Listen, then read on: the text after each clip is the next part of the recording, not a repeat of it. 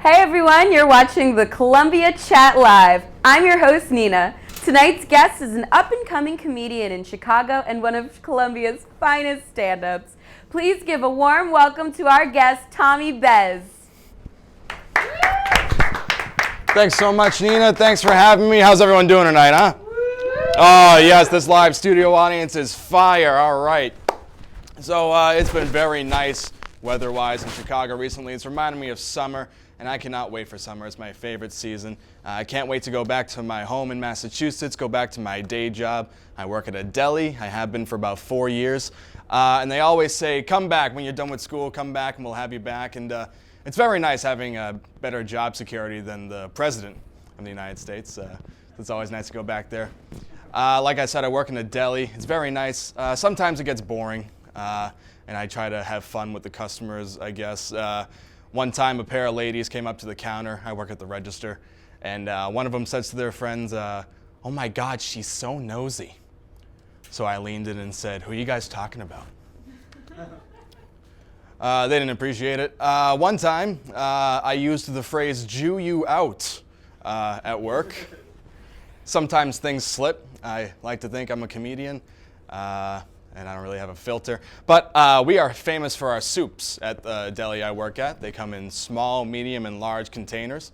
And they came up to the counter with a large container, but they only filled it up to the medium. You can see the problem here. And I said to the guy, very nice guy, I said, oh, I'll only charge you for a medium soup. I don't want to Jew you out on the soup. Luckily, the man was very nice. He leaned in and said, it's fine. I get it all the time. I'm Jewish, no big deal.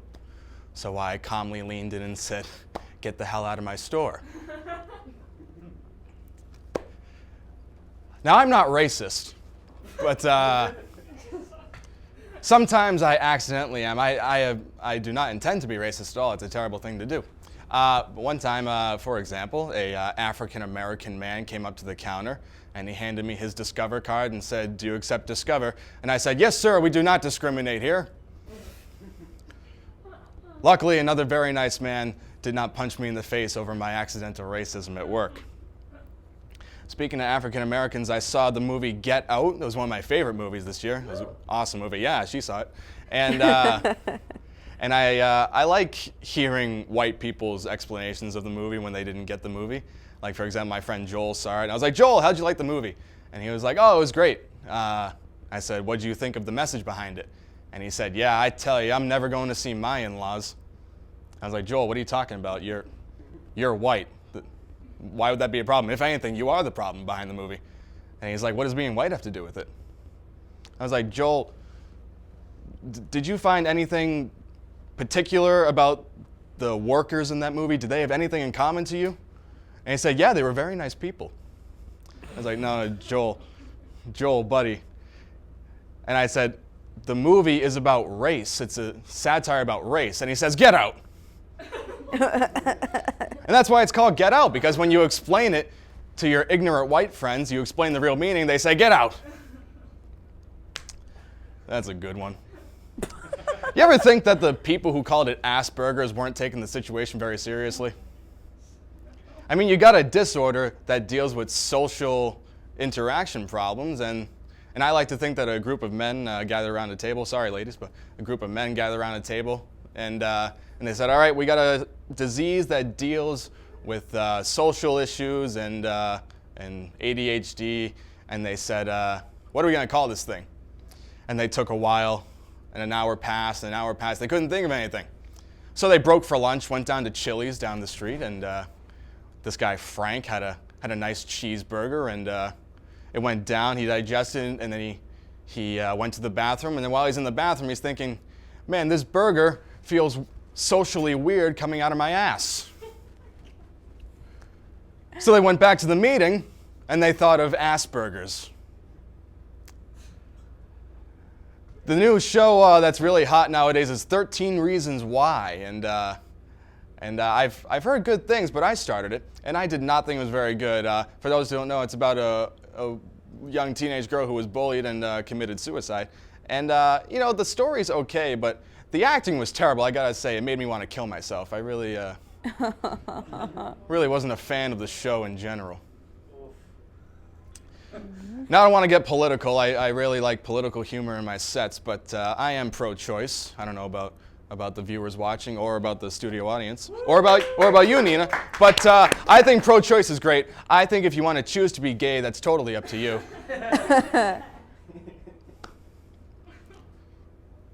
So I always thought it was funny how you refer to acts of the sexual kind, sex acts as you might call them. You refer to them as a baseball game. You get to first base, second base, third base, or you hit a home run, which is weird because you don't say you hit a single or a double or a triple, but you say you hit a home run and vice versa. It's a flawed system is what I'm getting at. Now, with that logic, would you think that Bill Cosby is the league leader in stolen bases? Oh. You guys have been great. That's my time. Thanks so much. All right. Thank you, Tommy. It's great to see you. Very funny stuff. Thanks for the laughs, and thanks for sitting down with the chat. First, let's hear a little more about you. We're going to interview Tommy right after this. And so I says to the guy,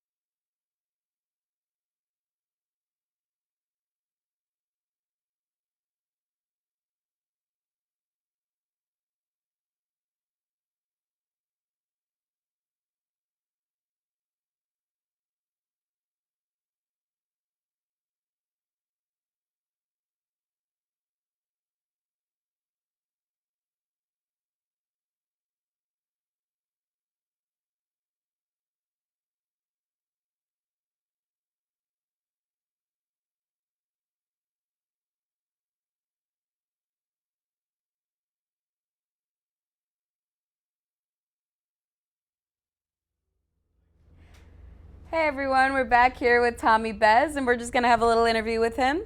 So, Tommy, where are you from? I am from Burlington, Massachusetts. It's go Sox. It's a suburb about 20 minutes north of Boston, and I loved growing up there. Had a good time. Nice. Did living in Boston really influence your comedy style?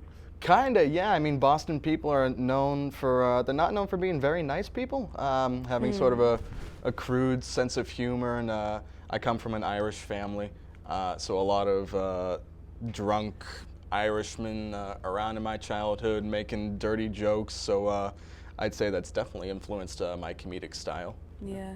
Do you think do you think there's any inspirational figures that inspired your comedy? Yeah, well, Amy Poehler went to my high school in Burlington. Shout out if she's watching. And so she's definitely one of my biggest inspirations. You know, if she can come from there, then so can I. You know, I know Rachel Dratch came from Lexington, which is the next town over. Steve Carell came from Natick, which is close. A lot of people I look up to. A lot of Second City people. Yes, a lot of Second City people. Yeah. So you called Amy Poehler, told her you're on tonight. Yeah. She's gonna be like, whoa. Tina. She's gonna be like, go Red Devils, Burlington High. She's gonna be like, whoa. Yeah, exactly. So how long have you been, wanting to be a comedian? Like, when did this dream begin? Well, I've been doing comedy since about middle school, about 6th grade. I always participated in just doing dumb skits and sketches on stage. I know we put on this big vaudeville show at the end of 8th grade. I didn't really think much of it. I just always liked to do it. And then I joined an improv group for the first time in high school, did that all 4 years. Oh. And it didn't really click until senior year when we were picking where to go to college that I actually should be a comedian, you know. I'm really not good at anything else. I'm not really good at comedy, but I'm better at that. Hey, that was funny. Oh, thanks. I'm working. And I'm better at comedy than I am at pretty much everything else. So it took a while for it to finally click, but once it did click that I wanted to be a comedian, I was like, why would I do anything else? What would you have done if you didn't go into comedy? God, I'd probably be at a drama school. Really? At Syracuse, yeah. I was about to go to Syracuse for a long time. It was between Syracuse and Ithaca College, both in upstate New York. And I was going to be in a drama program because I love acting. Okay. But then I decided I should definitely stick with something I think I'm good at rather than risk going to a drama program because we all know those kind of kids, you know.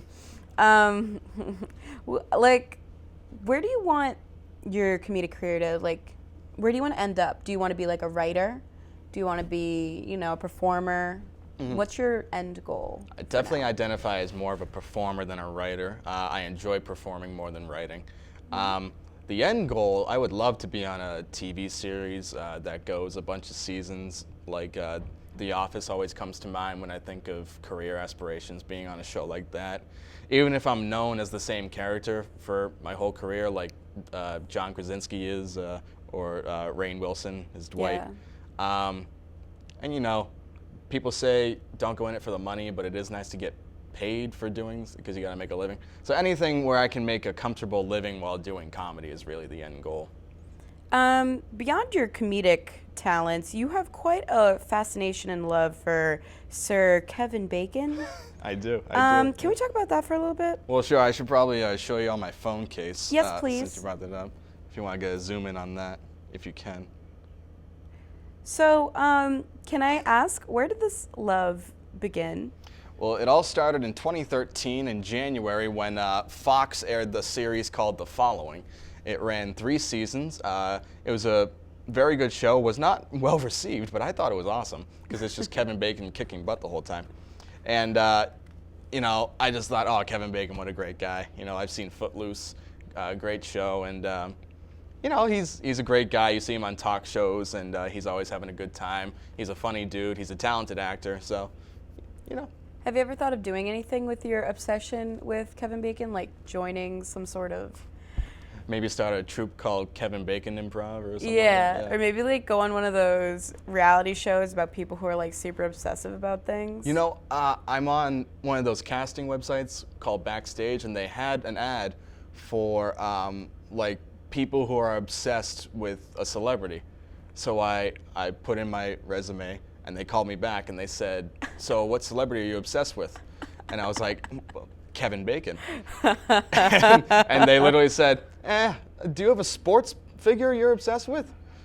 So I said, Wait, they went, yeah, they went, Wait, Kevin Bacon is relatively well known. And that's unique too, because no one else loves Kevin Bacon, you know. Like, so I told them Peyton Manning, and everyone loves Peyton Manning. I can't believe they called you back. I know. I was like, whoa. So then I did an interview, and I thought it went well. I thought I was gonna be on MTV or something, but I never heard back. Maybe if they picked Kevin Bacon, then I would have been on. You should call Sir Kevin. Write him a very angry email. I got him on speed dial. Hey. I'll give him a call. Amy, yes. I'm going to call Kevin. Amy probably knows Kevin. Yeah, Amy will know. Okay. Beyond that, you're one of the head writers for Columbia Tonight. Yeah. It's really impressive. Thank you. I had to sign up. Thank you. No, Columbia Tonight is a new club that started last fall. It is the first ever late night talk show at Columbia and in Chicago, for that matter. It's a really great club, you know. I'm one of the head writers. It's hosted by Natalie Tolan. She's so talented. Sidekick is Ben Tancredi. Is that Tancredi. Tancredi. He's awesome. Great group of writers, awesome production staff, awesome marketing team. If you want to come down, it's a shameless plug. It's Tuesdays at 8. At 8. We meet at stage 2. Come down. We got writing teams, production teams, marketing teams. Or come see our next show, April 27th. It'll be in the Conaway Center. So come on down. It's a great club. Yeah, You're also in it. I am in it. You're one of my writers. And I am one of your writers. What a coincidence. Yeah. So, is there anything you want to talk about in regards to Columbia Tonight? Like anything you're working on right now? So we just finished a last round of submitting sketches. We like to have a sketch deadline. Sketches we've written about 3 weeks out of the show. And so we just chose those. Those will be put into production. And then a couple of days before the show, we'll be writing the monologue jokes and getting the ball rolling. That sounds great. Any last minute plugs? Yes, I am also in the cast of Freak Out. It is a production here at Columbia. It's like an SNL type show. We've been working all semester, writing sketches, producing digital shorts. It'll be Saturday, May 6th at the MPC Theater. Tickets are free. All you gotta do is email frequencytv@colum.edu. Put your name, how many tickets you want, and then come on and see the show. It's gonna be an awesome show. All right, thank you so much, Tommy. It was Thanks great so to much. have you here. And that's all for us. See you next time. Go Sox.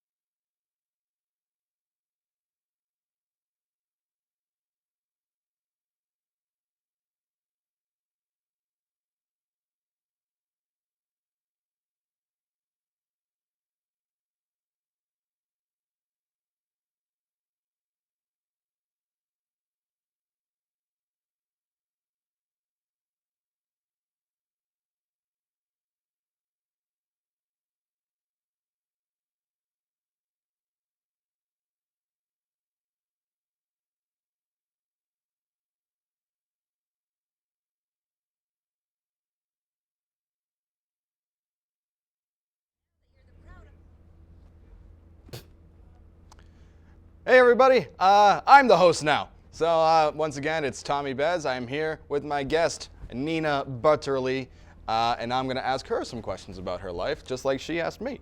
So Nina, where are you from?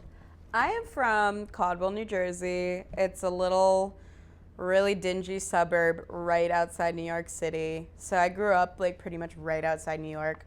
So I had a lot of artistic influences like relating to New York. And I had originally gone to school in New York. Where'd you go? I went to the School of Visual Arts for animation, and I really enjoyed it. But during my time there, I realized that I was more interested in like the vocal aspect and the performing aspect. So I did voice acting for a semester at the new school, and then I did voice acting on my own for a while. Nice. And now I am here. Now I've been to New York City twice, and it's incredible. It's a whole different world than what I'm used to with Boston and Chicago. Yeah. What was some of your favorite things to do in New York? Well, I'm also like a big shopper, so I love to go like. Go to the Toys R Us? Oh yeah, Yeah. no, that closed. It's Did it really? It closed. Yeah, it's depressing. Oh. It's becoming a really big gap now. So, not just a gap in my heart, an actual gap. Good one, good one. But Comedian over here. Ew, yeah, but no, yeah, I love going there. I used to enjoy more of the touristy stuff, maybe because it was like newer to me. But now I do more like go to art museums or check out like very small owned shops or go to like really like home owned food places and like. You ever been to Rockefeller Center? I have. You been inside? Yes. You been to the gift shop? Yes. I like the gift shop. It's the only thing. I gotta say, I was a little disappointed because Friday Night Lights is one of my favorite shows of all time. Of course it is. Clear Eyes, Full Hearts, can't lose. And that aired on NBC, and they didn't have any Friday Night Lights memorabilia. The NBC gift shop, it's where everyone wants to go when they come to New York City. Yeah, so I settled for a Saturday Night Live t-shirt. Oh, settled. Yeah. So let's see what else is on these flashcards. Lay it on me. Who are some of your heroes? Who are some of your, who do you aspire to be? Well, I'm kind of like a mess because I have like. Aren't we all at Columbia? Yeah. I mean, like, I have so many interests. I love animation, I love voice acting, and I love comedy. And I hope one day to combine those three and to make like an animated comedic show.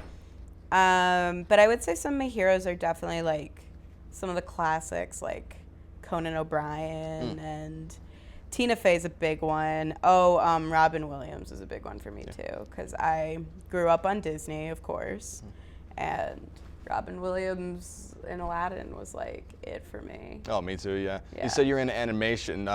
You went to like animation shows like Rick and Morty that are currently on right now? Yes. Yeah. I've seen a lot. I've met a lot of creators too. I've met a lot of people like my last school, they would have like people come and promote their movies. So like there was a time when we saw the Box Trolls for free, and the people came and did like a Q&A and like told us like the process and stuff. Awesome.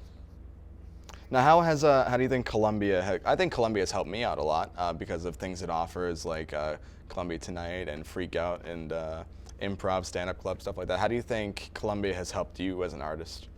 Oh, I really love Columbia because like I came here, you know, still kind of confused, and the main reason I chose this school was because it offered everything I was interested in. And I'm able to pursue my degree in comedy, but I'm also able to do like voice acting jobs, and I'm also able to do like animation jobs. So it's honestly a good school for being versatile. I agree, and honestly, I like promote the Career Center so much. Love the Career Center. Because the Career Center is so good. And I'm doing a podcast this summer with my buddy, and they helped me design a logo. Really? Yeah. Yeah. No, I love the Career Center. Yeah.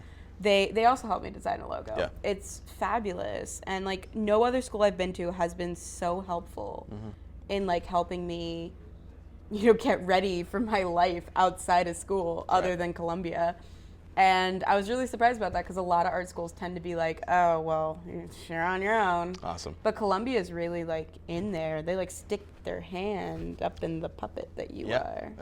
We are all puppets in the President Kim system. Dr. Kim Possible. I love you. Love you. Love you, now, guy.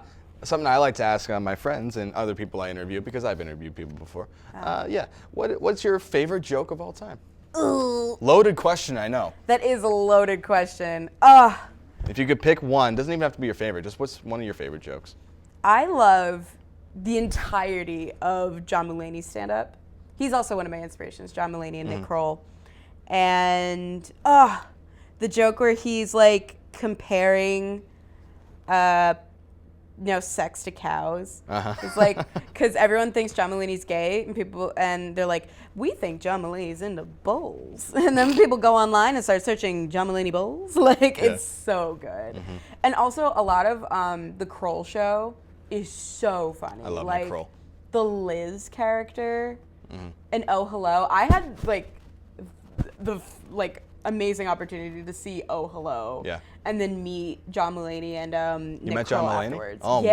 wow. That's awesome. They were the sweetest people. They seem like nice dudes. They really are. Even though Nick Kroll plays the douche in both Parks and Rec and Sausage Party. Yeah, like Nick Kroll I was honestly a little afraid of meeting because I was like, he tends to play like the crap character. I would definitely feel like John Mulaney looks more friendly. Oh yeah, John Mulaney was like an angel, and I was also really like taken aback by how good looking he was. Yeah. Considering how much people are like, oh, he's gay, and it's like, well, I don't know. That doesn't mean you're ugly. I don't know where I was going with that. Yeah, what are you gonna do? He's a good looking fella. But Nina, thank you so much for being with us tonight. That is our show.